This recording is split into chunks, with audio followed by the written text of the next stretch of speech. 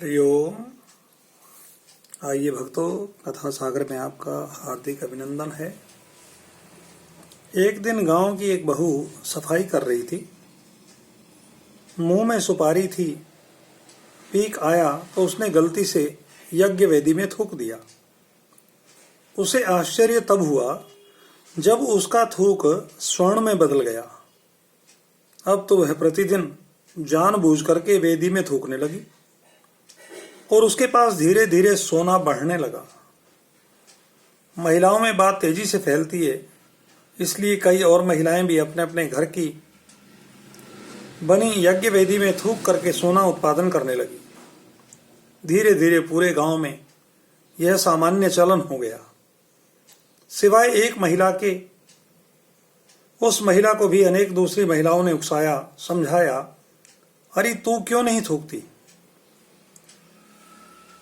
जी, बात यह है कि मैं अपने पति की अनुमति के बिना ये कार्य हरगिज नहीं करूंगी और जहां तक मुझे ज्ञात है कि वह अनुमति नहीं देंगे। किंतु ग्रामीण महिलाओं ने ऐसा वातावरण बनाया कि आखिर उसने एक रात डरते डरते अपने पति को पूछ ही लिया। पति ने कहा, खबरदार, जो ऐसा किया तो यज्ञ वेदी का थूकने की चीज है। पति की गरजदार चेतावनी के आगे बेबस वह महिला चुप हो गई। पर जैसा वातावरण था और जो चर्चाएं होती थी, उनसे वह साध्वी स्त्री बहुत व्यथित रहने लगी। खासकर उसने सूने गले को लक्ष्य करके अन्य स्त्रियां अपने नए नए कंठ हार दिखाती तो वह अंतर्द्वंद से घुलने लगी। पति की व्यस्तता और स्त्रियों के उल्हाने उसे धर्म संकट में डाल देते। ये शायद मेरा दुर्भाग्य है अथवा कोई पूर्व जन्म का पाप कि एक सती स्त्री होते हुए भी मुझे एक रत्ती सोने के लिए भी तरसना पड़ रहा है। शायद यह मेरे पति की कोई गलत निर्णय है। ओह, इस धर्म आचरण ने मुझे दिया ही क्या है? जिस नियम के पालन से दिल कष्ट पाता रहे, उसका पालन क्यों करूं?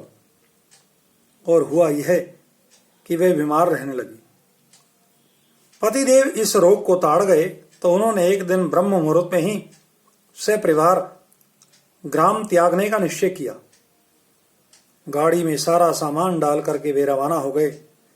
सूर्योदय से पहले पहले ही वे बहुत दूर निकल जाना चाहते थे, किंतु अरे ये क्या!